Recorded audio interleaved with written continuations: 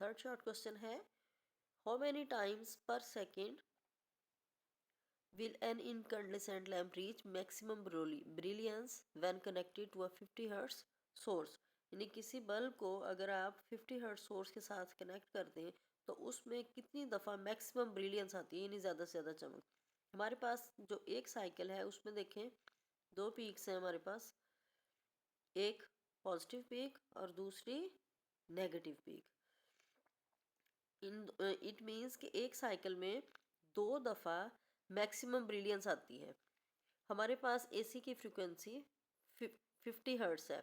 It means एक second में 50 cycle पास करते हैं और हर साइकिल में 2 टाइम्स मैक्सिमम ब्रिलियंस आती है। इट मीन्स अगर हम किसी इनकंडेसेंट लैंप को किसी एसी सोर्स के साथ जिसकी फ्रीक्वेंसी 50 हर्ट्ज से कनेक्ट कर दें तो उसमें 100 टाइम्स मैक्सिमम ब्रिलियंस आएगी। यानी एक साइकिल में एक मैक्सिमम पॉजिटिव पीक और दूसरी नेगेटिव, यानी ये मैक्सिमम पीक आ गई आपके पास और ये मिनिमम आ गई एक साइकिल में। और हमारे पास ऐसे 50 साइकिल हैं तो हर साइकिल में दो दफ़ा मैक्सिमम ब्रिलियंस आने से हमें ये पता चलता है कि अगर 50 हर्ट्ज के सोर्स के साथ हम कनेक्ट कर दें तो हमारे पास 100 टाइम्स मैक्सिमम ब्रिलियंस आएगी किसी भी लैंप के लिए।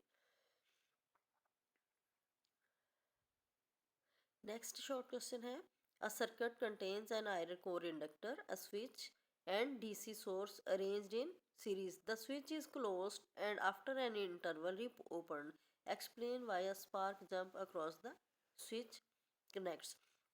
हम किसी भी आयरन कोर इंडक्टर को, एक सर्किट है हमारे पास जिसमें एक बैटरी लगा दें और एक स्विच और एक इंडक्टर, उनको सीरीज में लगा दें।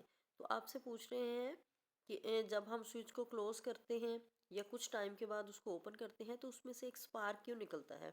एक्चुअली जब आप किसी भी डीसी सोर्स के साथ कोई इंडक्टर को कनेक्ट कर देते हो तो वह करंट ज़ीरो से मैक्सिमम तक जाता है। इट मीन्स उसमें करंट के चेंज होने की वजह से ईएमएफ, मैग्नेटिक फ्लक्स चेंज होता है और उस फ्लक्स के चेंज होने से ईएमएफ इंड्यूस हो जाती है और इस ईएमएफ के इंड्यूस होने से उसमें स्पार्क प्रोड्यूस होता है। लेकिन फिर दोबारा जब आप उसको ओपन कर देते हो फिर आपके पास मैक्सिमम से ज़ीरो की तरफ करंट जाता है तो चेंज अब भी फ्लक्स हो रहा है।